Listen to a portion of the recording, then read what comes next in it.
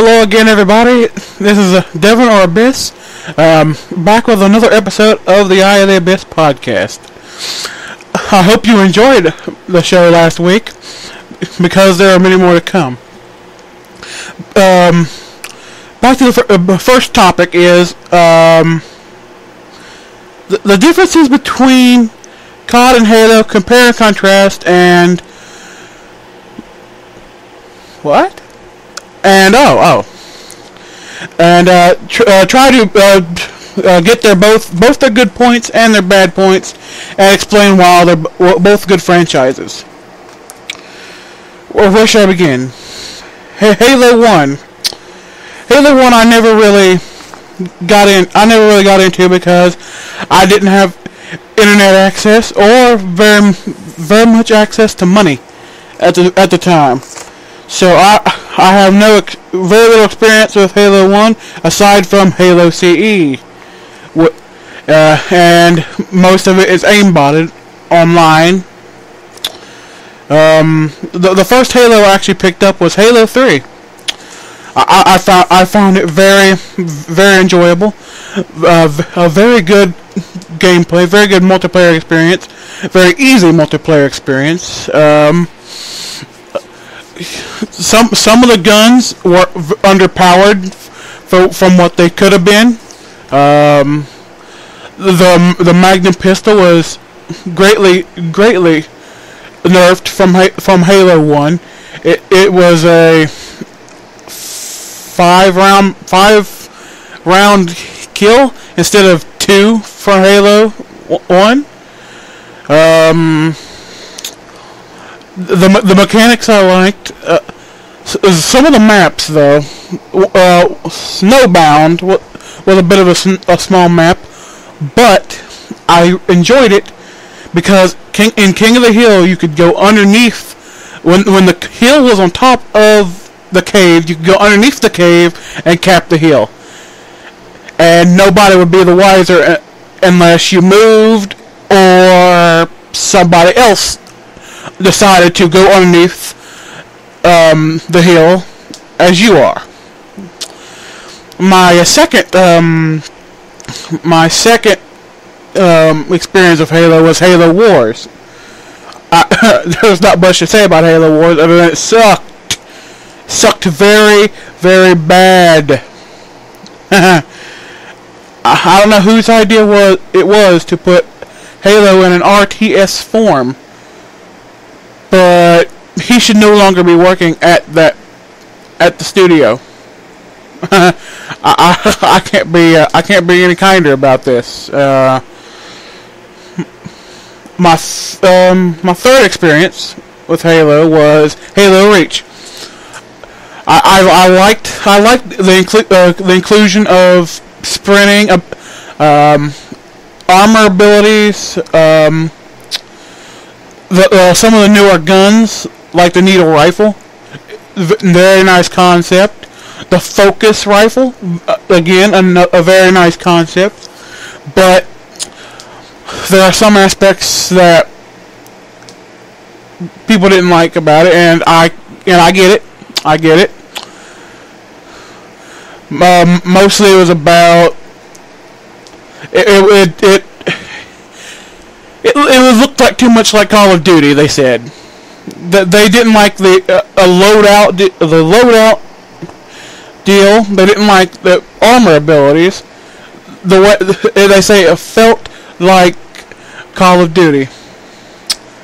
Well, these people are very much pissed off about Halo 4. I haven't played it myself per se, but I have watched other people play it on YouTube videos.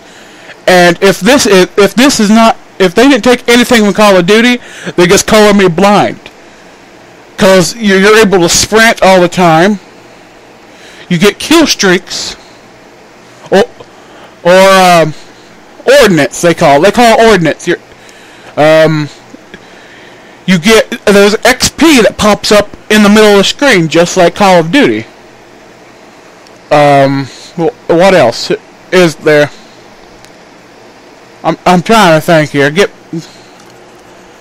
What else? What else did they take from Call of Duty?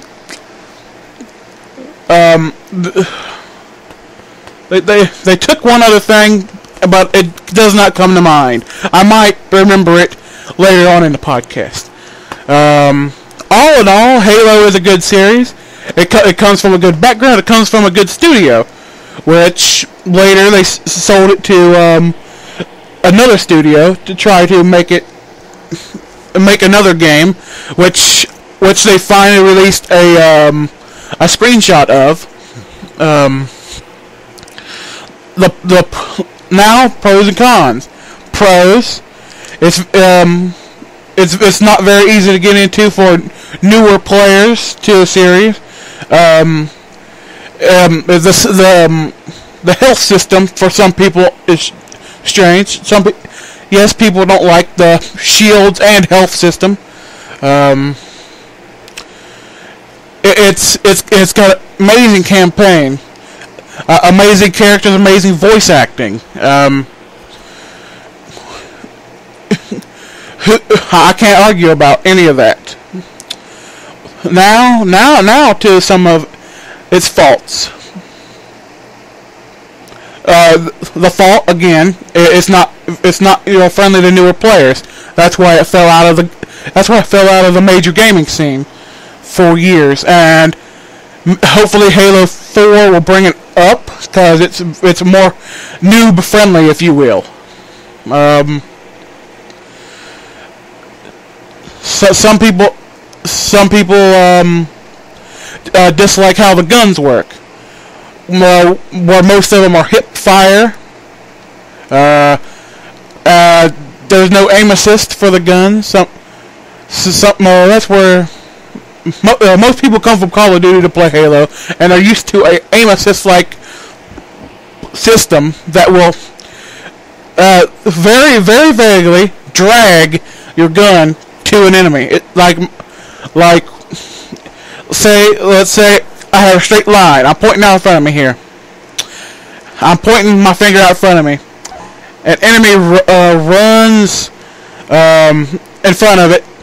The gun will move to the enemy without it needing to be moved at all. And that's all I can say about Halo. Now, Call of Duty is where I have more experience. My first Call of Duty ever played was Call of Duty 4 on the 360. I played it 2-player split screen against a cousin. I won. I picked a shotgun at the time. At the time, I thought shotguns were going to be my thing. And no, snipers are my thing.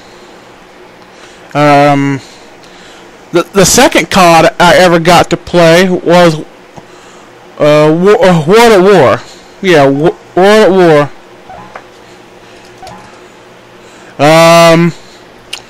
And I've got to say, I enjoyed World at War. I enjoyed the zombies of World at War. The zombies is what made World at War, in my opinion. The multiplayer aspect was good also. The sniping was hard, or more difficult. You couldn't just scope in and kill somebody. You couldn't quick scope at all, unless there was some network lag and the server lagged out.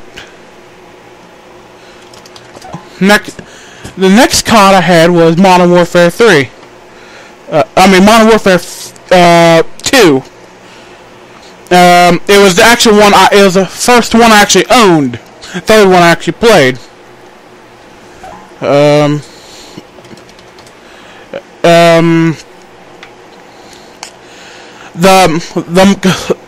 my opinion, that multiplayer was the most balanced multiplayer, most enjoyable multiplayer experience out there, bar none. I can see where everybody else complains about all the all the overpowered weapons, overpowered kill streaks, death streaks, lag comp, which has been in Call of Duty since day one. But we didn't know it. It wasn't as prevalent as it is now in Black Ops 2 and Modern Warfare 3. Anyway, Modern Warfare 2 was plagued with a lot of problems and still is. Has yet to be patched at all. One-man army noob tubes are prevalent. Again, I have a satellite connection I'm speaking to you on. I have only experienced this when I'm able to get online and play. But I come in the middle to the top of the scoreboard. Anyway, the Javelin glitch wasn't patched for months. There are people running around shooting AC-130 ammo, which people actually did again in Modern Warfare 3. I'll talk about that later. Basically, Treyarch didn't support this game much at all. I mean, not Treyarch. Infinity Ward did not support this game very much at all. They just recently, a few months ago, put out a patch to remove some writing on a painting that was offensive to the Islamic or the Muslim faith. That is the first patch they put into this game in 2 years. Hell, even Black Ops, the original Black Ops, 2 years later, is still having hotfixes done to it to improve the multiplayer aspect. I think I'm done talking about Modern Warfare 2. Drug on too fucking long. Modern Warfare 3. No, Black Ops. Black Ops was revolutionary. It introduced Creative Class 2.0, where you could see your soldier in the Creative Class menu. You could you could change the reticle on your gun. You could change the color of the reticle. What else can I say about Creative Class 2.0? The camera spike. You could finally have an equipment and a grenade in one slot. You could have C4 and some nades, or a Claymore and some nades, or a Claymore and some Simtex. No longer were you restricted to just some Timtex or just some C4. They also revolutionized the game in the form of COD points and the way they did the prestige system. COD points, you bought the gun you wanted. When you unlocked a tier of guns, not just one gun in this category and one gun in this category, a perk and all that. You unlocked tiers of guns, like three assault rifles, a sniper, 2 submachine guns, a shotgun, and you could buy those with COD points. If you had the COD points, you could buy that gun. You could buy a player card background. And speaking of COD points, wager matches. That was revolutionary.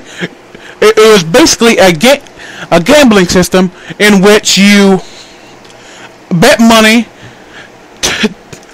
bet that you were going to be the better player in one of these game modes. And there are 3 tiers: Ante Up, Weekend Warrior, and High Roller. This was a breakthrough in Call of Duty. This was the first sign of innovation in the Call of Duty franchise, outside of the Modern Warfare series. Also, Black Ops had combat training where you could go against AI bots. That's what I play. That's what I play myself. It's combat training. Go against the AI. And you can, and in this combat training mode, on online combat training mode, there's a split screen option as well. You can level up, rank up, and feel like you had the full multiplayer experience, but with AI bots. I think I've exhausted this topic for now. I'll probably come back to it on a future podcast. Let's get to Modern Warfare 3. Modern Warfare 3 broke sales records like no other. The most highly anticipated game ever. Hell, even more than Black Ops 2 at this point. Black Ops 2 has not beat Modern Warfare 3 sales yet, or sales that it had in the same time period. It may have broken first day sales, first day money, but it hasn't broken its sales for this time period. Anyway, Modern Warfare 3. They brought back some of the innovation that Black Ops had, but not very much.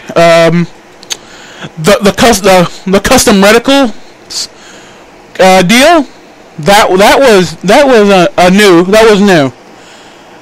No. That was brought back. That was brought back from Black Ops. They brought back their Spec Ops mode, and they added another mode called Survival. And then later, Chaos mode. We'll get to that later. So, Survival was Infinity Ward's answer to how are we going to do combat training? How are we going to do this? In my opinion, they could have just taken some of the bot code from Treyarch, modified it themselves, which what they do anyways. When they bring a feature over, like the changing reticles feature, it was not in anybody's mind a substitute for combat training. You didn't have a team. You didn't have loadout your creative class. You just had waves of enemies. It's basically zombies. They tried to integrate zombies and combat training into one thing. I don't know why. Back to the multiplayer.